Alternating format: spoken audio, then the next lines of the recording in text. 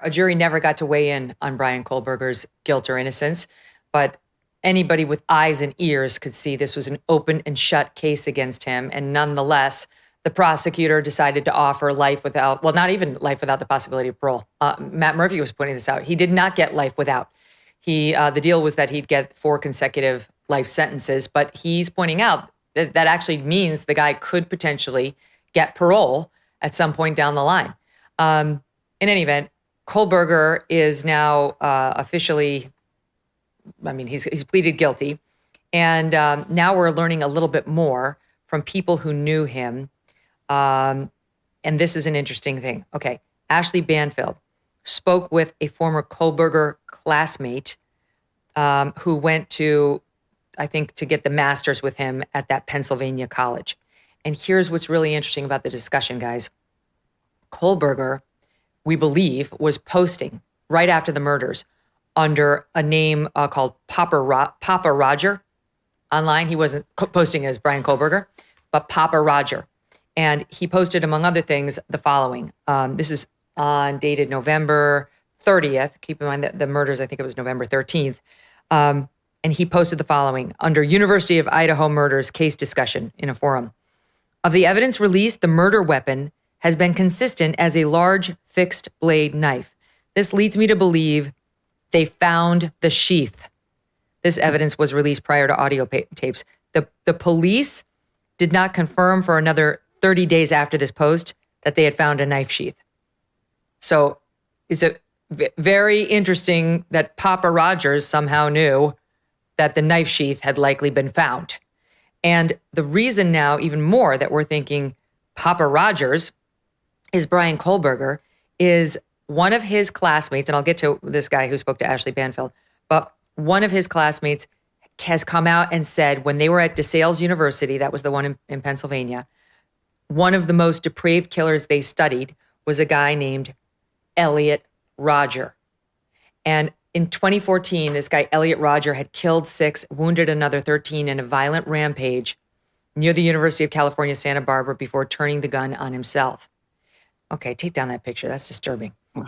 2 of Kohberger's former classmates told the Daily Mail they recalled learning about Rodger in class, including his warped 137-page manifesto laying out his incel motive, incel being involuntarily celibate, a guy who's never had action with a woman, very angry about it. We believe that's the case for Bryan Kohberger. A hatred of women, and writing that a former friend named Maddie, okay, still on the Elliot Rodger case, a former friend named Maddie had eventually come to represent everything I hate and despise. They write, now chilling parallels have been drawn between Kohberger and that guy Elliot Rodger, which, coupled with a curiously named social media account called Papa Roger, have fueled questions as to whether he was inspired by his classes about the incel killer to carry out his own mass murder. There's Rodger, the Elliot Rodger. He stabbed to death his first 3 victims inside a home. Then he shot 2 women dead outside of the sorority house Alpha Phi, targeting the house because he said the sorority sisters were the hottest in college. Kohberger's victims were all part of a Greek life, and Kaylee Gonsalves, was in Alpha Phi. Elliot Rodgers, railed against a woman named Maddie in his manifesto. Kohberger is believed to have chosen Maddie Mogen as his main target. And we've all wondered from the beginning why, because there was no connection between the 2 of them. It is possible he saw her and maybe had a brief exchange at a vegan restaurant where she worked. That's never been officially confirmed. But the police have said, at least in the Dateline special and elsewhere, they believe Maddie Mogen was his primary target and that Kaylee Gonsalves was killed because she was in the bed next to her. She had actually moved out and was just back visiting that night, Kaylee. That Maddie was the target. And then there's this post. Okay, now here's Ashley Banfield speaking with a former Kohberger classmate, Josh Ferraro. Listen to this. Do you think, Josh, that Bryan Kohberger is Papa Roger who showed up in those crime discussion groups after the murders?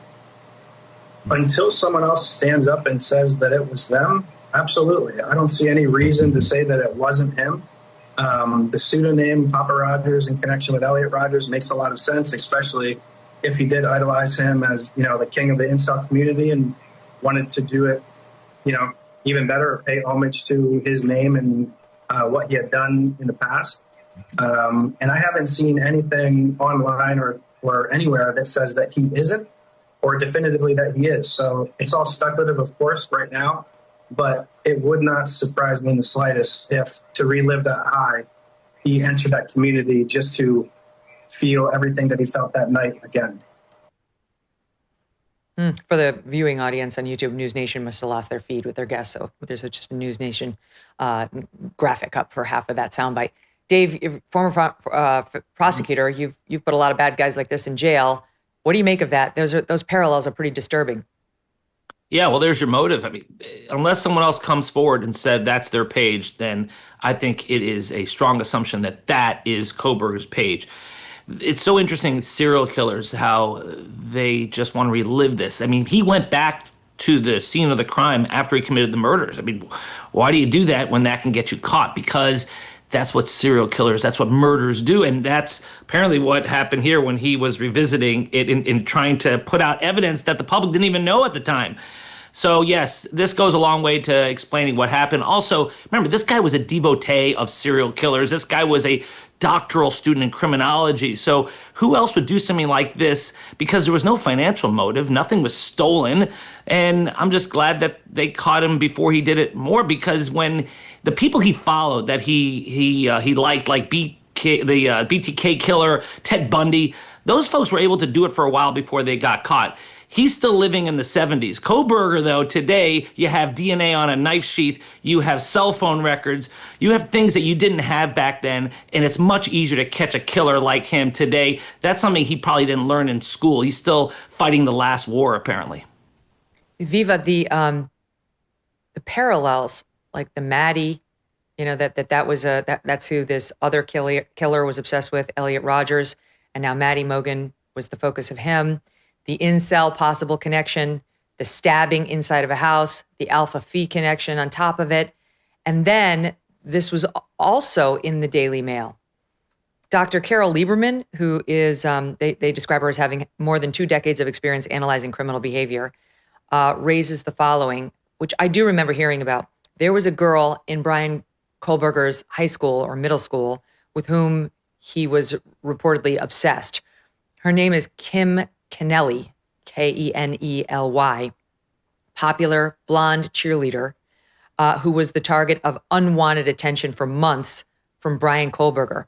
Her mother has spoken publicly about how he would leave her love letters in her locker and make repeated awkward declarations of interest. He would always say, "Oh, Kim, I think you're very pretty," just like weird comments, said the mom. And she would say, "Oh, God, leave me alone." She did not give him the time of day. He was creepy. He was weird. He was, I think at the time, morbidly obese, and then would become a heroin addict. So really not like probably the most popular kid in school. And this Dr. Lieberman positing that the rejection delivered in a possibly public humiliating way may have planted the first seeds of rage. And that young woman looks remarkably like Maddie Mogen. I mean, to me, it's so interesting because unfortunately, they let this case go to, be pled out without ever forcing him to tell us his motive. But now it seems like we're getting closer to piecing it together. Yeah, I was, it's funny, the last time we were on the show, we talked about this. Like, I was following this case more tangentially, not as in as much detail as, say, the Johnny Depp, Amber Heard type trials or the Kyle Rittenhouse. So I was always sort of not shocked, but I presume that the evidence was more circumstantial than direct evidence. I appreciate the DNA on the knife sheath and, the images of the vehicle.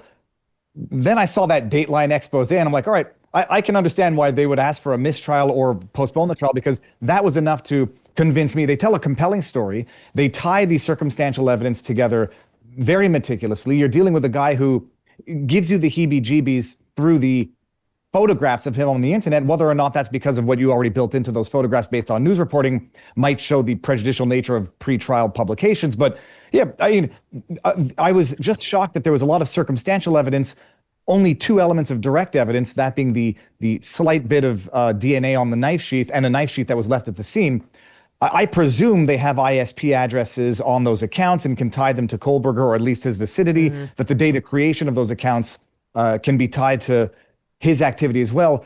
It's a very compelling story, and in the absence of video evidence or direct witness evidence, it convinced me, and I don't know if that's because I'm easily manipulated by. You are not easily manipulated. No. Dave Aronberg, did you ever see this when you were prosecuting cases of like someone who so far had gotten away with it, who just couldn't stop himself from posting about it or leaving a clue or somehow like teasing law enforcement? You know, for me, I'm thinking about the Unabomber who was getting away with it, absolutely, but kept posting publicly, which is eventually how he got caught. His brother recognized the musings as belonging to his brother, Ted Kaczynski. But like, this is so reckless for him to go on and start posting. It's the knife sheath before it's been made public. There's no question in my mind that that's him, Papa Roger. And I think it's a very good theory that he named himself that after one of his favorite serial killers. Yeah, you see that with serial killers. They're the ones trying to play cat and mouse with the police. You don't see it as much with other criminals. But yeah, remember, serial killers have a different mindset. They're not there for pecuniary gain. They're not there for any reason other than sport or sexual gratification. And it's the game for them. And here you have Kohberger, who I think perhaps would have continued to do that, but he just got caught before he thought he'd get caught. Because as I said, he's still living in the 70s where these guys can go on for a long time. But thankfully, modern technology makes it much harder for these guys. And that database is something that we used. We caught a serial killer with a genealogical database. And law enforcement doesn't like to talk about it much because they don't want the public to uncheck that box when you enter into 23andMe where it says, are you okay with being in a database? Most people just check the box or don't uncheck a box. And that's something that really can help law enforcement catch killers, because the way they caught him was because they found a DNA match with a relative. It could have been a distant relative. We don't know. And we don't want the public to know, because if the defense found out, they would have put the blame on that relative. They would have said that person is the killer. They would harass that person. So that was a big issue going to trial, whether the law enforcement was going to have to disclose who this relative was. So kudos to modern technology. I'm glad we got this guy. I just believed he deserved the death penalty in the end. Since President Trump was sworn in, his administration has made enormous progress at a breakneck pace.